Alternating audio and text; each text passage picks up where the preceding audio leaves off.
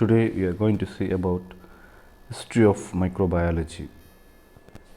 History is a story of the achievements of men and women, but it records relatively few outstanding names and events. In the discovery of microbiology, three specific phases may be recognized. One is discovery phase, transition phase, golden age of microbiology. During discovery phase, the microbes were discovered and attention was devoted to mainly observe and describe microbes. Antony van Leeuwenhoek, 1632-1723, he was a Dutch linen merchant known as father of microbiology, made careful observation of microscopic organisms. He discovered different types of bacteria and called them animalcules from the scrapings of animal teeth, and he was made and used lenses to observe microorganisms and built a microscope. He enjoyed using his microscope to look at various things including river water, pepper infusions, saliva, feces and more. The lenses Leeuwenhoek made were of excellent quality, some give magnification around 300 times. Over the years, Leeuwenhoek observed all the major organisms such as protozoa, algae, fungi and bacteria in spherical, rod and spiral forms. After Leeuwenhoek's death, microbiology didn't advance for more than a century. The Swedish botanist Carolus Linnaeus developed a general classification system for all living organisms. And the German botanist Matthew Shelliden and the German zoologist Theodor Schwann formulated the cell theory, which states that cells are the fundamental units of life and they carry out all the basic functions of living things. During transition phase, the development of microbiology coincided with the controversies regarding the origin of life. The controversy arose on to opinion of some life arises spontaneously from non-living matter, which means spontaneous generation. The spontaneous generation is nothing but a living things comes from non-living things. In contrast, biogenesis is development of living thing from a living thing. Here, to prove biogenesis, there are so many experiments done by people.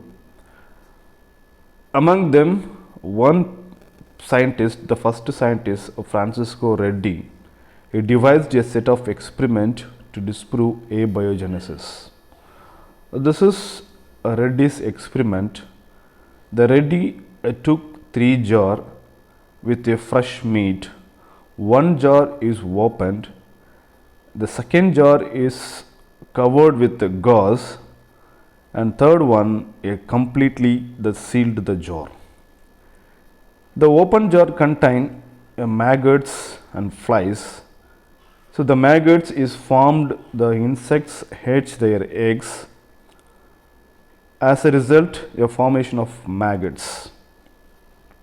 The gauze covered jar contained maggots at the top of the gauze. The meat is attracted the insects and flies.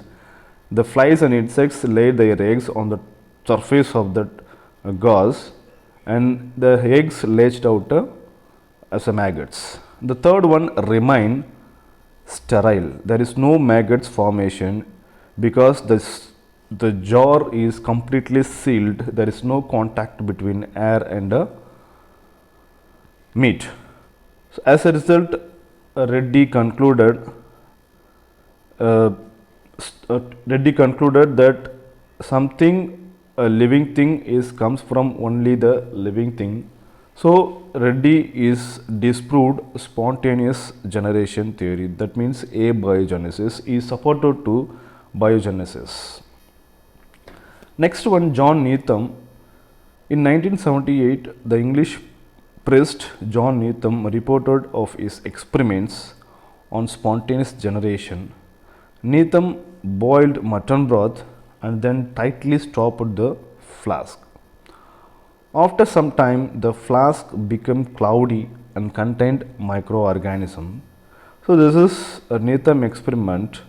So at the end of the experiment, Neetham concluded that a living thing comes from a non-living thing. That means he supported to spontaneous generation theory.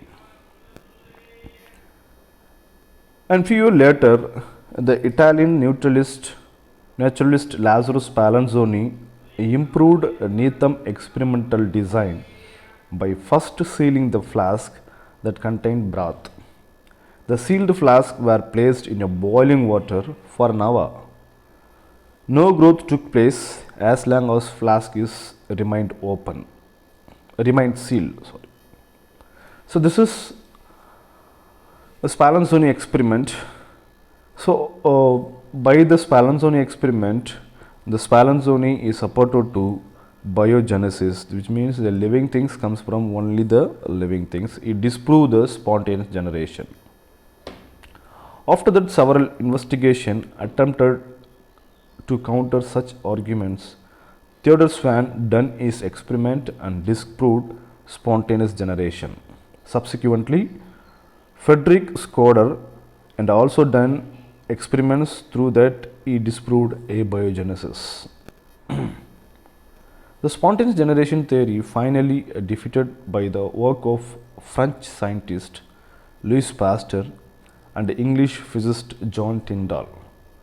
Pasteur experiment for the competition involved his famous swan-necked flask. He boiled infusion broth in a flask, heated the glass necks and draw them out into long curved tubes, open at the end. The air could enter the flask. The airborne microorganisms could enter the neck of the flask, but they become trapped in the curves of the necks and never reached in the infusions. This is swan-necked experiments. So through that swan-neck experiments, Louis Pasteur concluded the living things comes from only living things. John Tyndall, the English physicist John Tyndall, defeat final blow to spontaneous generation in 1877 by demonstrating that dust did indeed carry germs. If dust was absent, broth remained sterile. It was done experimentally when he arranged sealed flask of boiled infusion broth in an airtight box called Tyndall chamber. After allowing some time for all the dust particles to settle to the bottom on the box, he carefully removed covers from the flasks. These flasks remained sterile. From this experiment, he concluded spontaneous generation theory. Tyndall also devised a process for complete sterilization by alternate heating and cooling known as Tyndallization. Conclusion of spontaneous generation theory. The experiments by Pasteur and Tyndall finally disproved the theory of spontaneous generation and promoted the general acceptance of theory of biogenesis. So this is about history of microbiology. We'll meet another video. Thank you so much. Thank you.